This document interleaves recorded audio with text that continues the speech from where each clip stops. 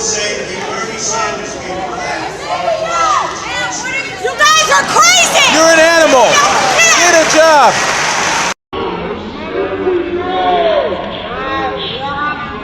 To say something like that to myself and all of my colleagues is way out of line. It's way out of line. It's way out of line. Regular order, Mr. Way out of line. Regular order. That's okay, but it's okay, right? That is not how it goes. It's okay, right? You hold yourself accountable before you talk about Hold Washington, myself D.C. accountable. Washington, D.C. Hold your own self accountable. How about that?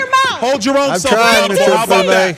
So what you just saw is the perfect example of how it started versus how it's going. On one side, you have Rashida Tlaib, a protester getting physically dragged out of a Congress while screaming her lungs out. On the other, you have Congresswoman Rashida Tlaib screaming her lungs out and calling her colleagues fascists. What's changed? Nothing. The behavior is identical. She's just traded the protest line for a taxpayer-funded microphone. This is a pattern of hysterics over facts, and it's on full display in Congress. We're about to watch the full clip where Tlaib gives her fantasy version of America, and then you'll see Bryon Donalds step up and expose her entire worldview with cold, hard facts. He's got the receipts, and she's got a list of names to call people. So stick around for the full breakdown. And hey, if you're ready for some truth, smash that like and subscribe button. Let's get into it. You know, I think it's also really important to understand, like, the incredible kind of slanderous, like, defamation. I don't know what to call it. They're just burying Washington, D.C. You just heard them speak about our nation's capital in that way, in a way that I feel very much like that's not what I see. I see people walking around with their families, people enjoying time to see these beautiful, incredible, beautiful monuments and everything. And there's a pride here, too. And so I just want to bring the D.C. residents into this committee, because I feel like they are being made invisible. And this really ugly picture that is not reflective. And I'm from Detroit. I've seen it happen to my city, and it's despicable in a way that I feel like really goes up against our values.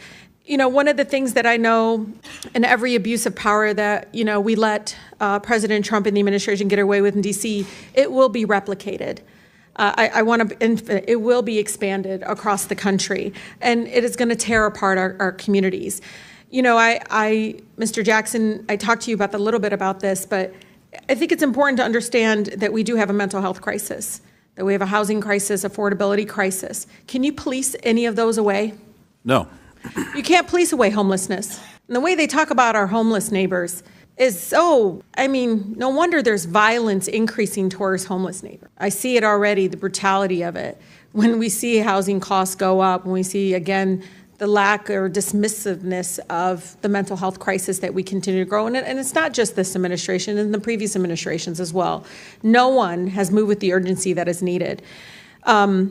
Just last week, the committee approved over a dozen bills regarding Washington, D.C. And, I'm just curious. Criminalize children. My colleague from Boston talked about this. It basically interfered with legislation already passed by the local government. Was anyone on this panel consulted? Any of you? Raise your hand if you were consulted on any of these bills. Yeah. We were not. One of the things that, AG, I've been listening to you. One of the bills actually eliminates your position completely. What effect would that have? Completely eliminating your position in regards to be able to do the job that you do to protecting all the families in Washington, D.C.? We'll start with the fact that more than 70% of the residents of the District of Columbia overwhelmingly voted for having an independent elected attorney general. That's right. And that's a recognition of the fact that when an attorney general is directly accountable to the people, directly responsive to the people, we are much better at doing our job in terms of addressing housing affordability and conditions in slumlords, seniors and consumers who are being scammed, addressing the issues that are most important to D.C. residents, because I am accountable to them. I read wage theft is an issue, workplace discrimination. There's a number of issues that need to be addressed, and they're not going to address that. They want to paint you all as this ugly, dark, all just out in the street. The way it's just unbelievable, because they all live here. I don't see it. I don't see what they see. I don't understand why we're allowing that to happen, because I actually think it's going to hurt our communities. People are going to look at Washington, D.C. folks in a way that I think is going to be very painful, but also, you know, I don't know, Mr. Jackson, I heard the stories. People didn't leave their homes. They weren't leaving their homes. Businesses didn't see people coming into, I mean, that's what we want in our nation's capital. Stay in your house, don't move, don't go anywhere, stay fearful. It's unbelievable that my colleagues continue again to eject this narrative and this rhetoric in regards to it. But I think it's important, Mr. Chair, just like in DC, home rule was won out of Black freedom struggle in the fight for civil rights, we can't be passive right now. So nobody over there should take anything we say like so personally as if we're attacking them. No, we're attacking a process. We're not attacking people here. And I think it's really important. We need to stand up against this fascist takeover. That's not a bad word. It's a fact. And here in DC and across the country, it is so incredibly important, Mr. Chair, that this committee does not allow rhetoric that defames and or paints Washington, D.C. in a way that you all haven't really truly seen. You're just reading it. No, you're just reading it or something off of some. Will the gentlelady yield to a question? Yeah, I think it's really important. Will the gentlelady yield? No, I don't yield? yield. I don't even have time. I can tell you. Your time's expired. It is expired, but Tlaib, Mr. Chair, I've but you all live like here, Mr. and Tlaib. you're not telling people the beautiful parts that you do see in our Mr. nation's Tlaib. capital. And no, it's just wrong how we're doing it. Chairman, I think Wrong. it's insane that the But you're gentlelady gonna doesn't look have at an Washington, argument, but she's going to D.C. as a refer bunch to of me and some of criminals. my You yield to colleagues. Mr. Chair, Donalds. We were from the you know Third this. Reich. This is You're gonna insane. look at It's 14, insane. 15-year-olds as It's a bunch of insane. criminals? It's insane. Oh, Do I look like a please. member of the Third Reich to you, Ms. Tlaib? Please. Is that what I look like to Please. you? You're the one taking your voting Is that what card, you think? giving it Is that to what you somebody, think? giving Is it that a what you card. think? No, that's unethical. I think it's radical and I think it's insane. And I'll respect everything that you say. But to say something like that to myself and a lot of my colleagues is way out of line. It's way out of line. It's way out of line. Regular order, Mr. Way out of line. Regular order. That's okay. But it's okay, right? That is not how it It's goes. okay, right? You hold yourself accountable before you talk about Hold Washington, myself D.C. accountable. Mr. Tlaib. Washington, D.C. Hold your out own of your self mouth. accountable. How Keep about it out of that? your mouth. Hold your own I'm self trying, accountable. Mr. How about that? Tlaib. Thank you, Chairman. This is my third term on the Oversight Committee. We've been talking about illegal immigration and oversight the entire time. I remember we had a group of this committee that went down to the El Paso section of the border. This was back in February, March of 2021. And during that time period, we were at one of the holding centers, and there were these buses that were coming to the detention facility, and they were picking up 30 kids, 50 kids at random, walking out of the facility. And when I went over to question the bus driver that was transporting these kids, border agents told me, as a member of Congress, that you're not allowed to question the bus driver. And of course, people knowing me, I didn't take no for an answer, and I repeated the question. And I was told that this bus of children was leaving El Paso and going to San Diego. And so what was occurring under the Biden administration is that they were busing unaccompanied minors all across the United States for one reason and one reason only. And that was because they did not want the press to see the pictures of kids in cages. They did not want to see our borders being overrun. They wanted to disperse that problem all through the United States. That is the reckless history of illegal immigration under Joe Biden and the Democrat Party. Mayor Johnston of Denver, you lamented earlier that there were 10 to 11 buses coming per day to your city. Did you ever talk to Joe Biden about why this was happening to your community?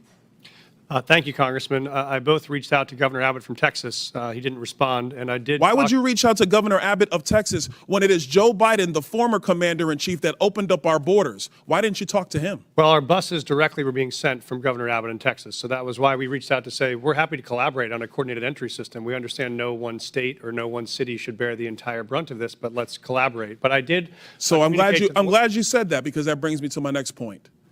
Governor Abbott and Governor DeSantis, when they started moving illegal aliens out of their states who were bearing the brunt of what Joe Biden and Kamala Harris were doing, and they've sent them to Denver, they sent them to Chicago, they sent them to New York, they sent them to Martha's Vineyard. The reason why they did that is because you four could hide behind the realities of illegal immigration on border towns all through our country and on cities and states who did not want to see illegal immigration, but did not have the political representation to go to the White House. And only when it showed up on your doorstep did you get upset. Mayor Johnston, coming back to you, how much did your city spend on illegal immigration? Do you have a round number?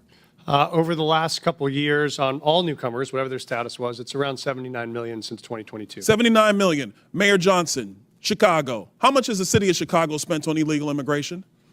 If you're referring to the 2022 up to 2024 of the buses coming from Texas, roughly the same percentage of the state of Texas, about 1% of our overall budget. What is that? Because I don't have the city's budget in front of me. Numbers. It's 1%, and if you want the actual calculation, we can make sure someone. You're the mayor. You don't have the math in front of you. It's 1% of the overall budget over the last 4 years. That's why you're a failing which mayor. is the Mayor same Adams, number that how was much did the sent from city of us New from York the actually state spend of on Texas. illegal immigration?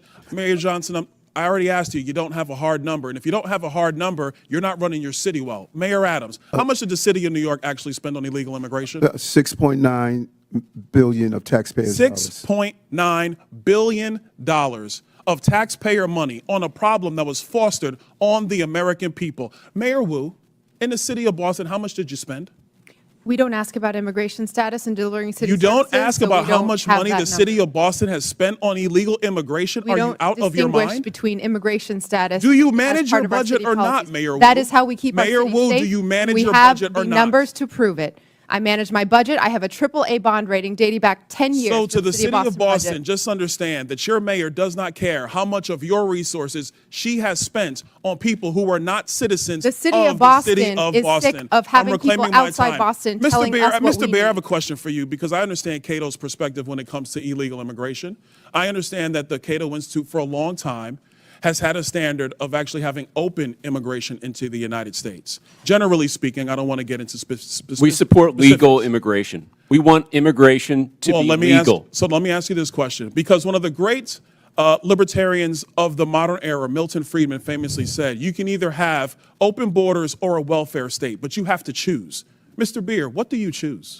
Milton Friedman said he wanted to allow illegal immigration to continue. I disagree with Milton Friedman's position on that. We should have legal immigration and build a wall around the welfare state, not around the country. That's in the best interest of taxpayers. And I would argue that under the current system where you have sanctuary cities popping up, it is not possible to build that wall. So America can. has to Absolutely you choose, can. Mr. Beer, you're done. America has to choose between securing our nation or protecting the taxpayer. I choose secure the nation. I yield back. Wow.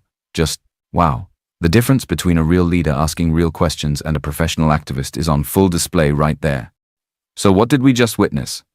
We saw two completely different versions of America presented in Congress. First, you have Rashida Tlaib's version. She gets on her soapbox and talks about how dare anyone criticize Washington, D.C. She says it's slanderous, it's defamation. She says she walks around and sees families and monuments and has no idea what everyone's so upset about. She literally says, that's not what I see. Well, of course you don't. You're living in a fantasy world where policies have no consequences. A world where you can just ignore reality. And if anyone questions you, you get emotional, you start shouting, and you call them fascists. Sound familiar? It's the same exact playbook, just with a better seat. She isn't there to govern, she's there to perform. And then, you have reality. You have Congressman Bryon Donalds. And here's the thing the mainstream media will never show you. They'll never play that clip next to a clip of her in Congress screaming about a fascist takeover. Why? Because it shows a pattern. It proves she's not a serious lawmaker. She's a radical activist who uses hysterics instead of facts. While Donalds brings the numbers. He brings the logic. He asks the simple, devastating question, how much did you spend? And for politicians like Tlaib, that question is like sunlight to a vampire. They have no answer for it. So what do? They scream, they shout, they disrupt, and eventually their time expires and they get metaphorically dragged out, just like Tlaib got literally dragged out years ago. This is the battle for America right here.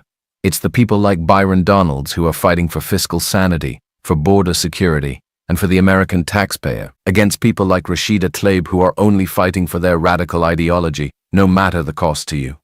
So what do you think? Is Bryon Donalds doing the right thing by calling this out and demanding accountability? Let me know what you think in the comments below.